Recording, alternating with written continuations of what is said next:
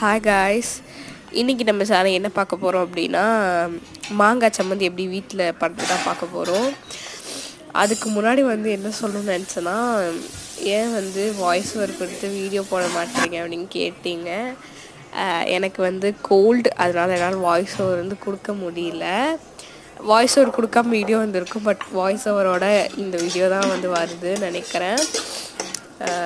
என் voice பார்த்தாலே உங்களுக்கு தெரிஞ்சிருக்குன்னு நினைக்கிறேன். இப்போ நம்ம சம்மந்திக்குள்ளே போயிடலாம். இது மாங்காய் சம்மந்தி. நம்ம மாங்காய் சம்மந்தின்னு இல்லை, எந்த சம்மந்தியாக இருந்தாலும் கோகனட் ஆயில் தான் ஆட் பண்ணணும். ஏன்னா கோகனட் ஆயில் தான் நமக்கு ஒரு நல்ல ஃப்ளேவர் கொடுக்கும். அதில் ஒரு 15-20 சின்ன வெங்காயத்தை போட்டு நல்லா இந்த மாதிரி வணக்கி எடுத்துக்கோங்க. இப்போ அதே ஆயிலில் இதாக ஆட் பண்ணணும். அதே பேனில் தான் இருக்கணும், வேறு எந்த பேன்லேயும் அதே ஆயில் ஆட் பண்ணிடாதீங்க. அதே பேனில் அதே ஆயிலில் ஒரு 3-4 வரமிளகா போட்டுட்டு ஒரு சின்ன லெமன் சைஸ் புளி ஆட் பண்ணிக்கோங்க. அந்த ஆயில் ஏன் சொல்கிறேன் அப்படின்னா, நமக்கு அது கொஞ்சம் ஃப்ளேவர் கொடுக்கும். அதனால தான் நான் அப்படி சொன்னேன்.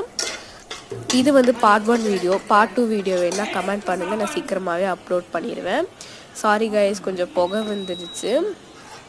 இப்போ நம்ம அதையுமே இந்த மாதிரி ரோஸ்ட் பண்ணி தனியாக எடுத்து வச்சுக்கலாம். இப்போ பார்ட் 2 வீடியோவில் பார்க்கலாம். பாய் பாய்.